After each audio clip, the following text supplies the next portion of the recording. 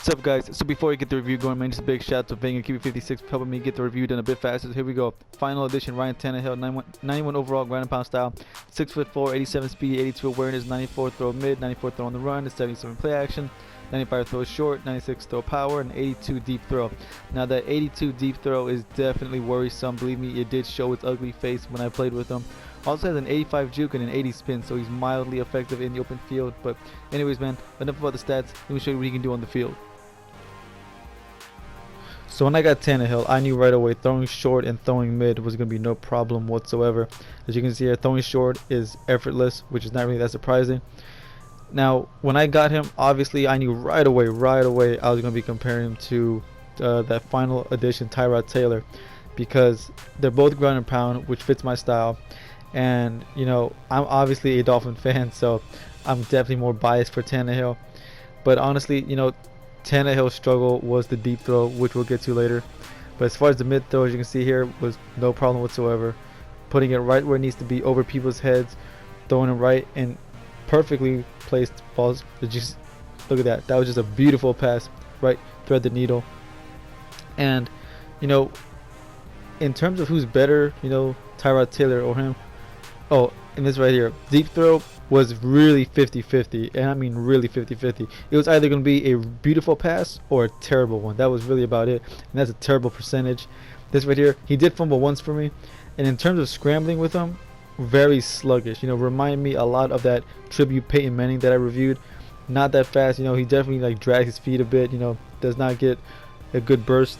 I definitely recommend sliding. Don't juke, don't spin. Even though I do it here, it's just risky. 69 carry is terrible. You will fumble the ball more often than not, I guarantee you. So if you do decide to run with them, just slide. You know, unless it's like this right here. If it's like wide open, then take off, of course. Now this right here, like I said, the deep throws were his one struggle point. I have not had a quarterback throw the ball out of bounds in months. I think back in like maybe December was the last time I had a quarterback that was so bad that he threw it out of bounds. But like I said, this right here, throwing on the run, is what he did best. I mean, look at this. He's definitely got the throw power to get it down the field, and it was just beautiful, man. Putting beautiful touch passes down the field, and watching my receivers go and pull it down. Even right here, under pressure, did not matter. Put it where it needed to be. And this pass right here was just so beautiful. Look at this. I thought I could have sworn it was going to get picked off. Look at that, fingertips and caught. And I'm going to end this review with this beautiful, beautiful, like 70-yard bomb on the run, on the dot. Anyways, guys, that's going to be the end of this review. My final thoughts: do I think he's worth 10,000? That sounds like a pretty fair price to me. And, you know, right here compared to Tyrod Taylor, on paper he's better, except, you know, with speed and the deep throw. But as far as who's better, I would say if you do a lot of short passes and mid passes and you rarely throw deep, then Tannehill would be the better option. If you do a lot of, you know, running around and, you know, you pretty much do everything equal, you know, short, mid, and deep, then I would say go with Tyrod Taylor.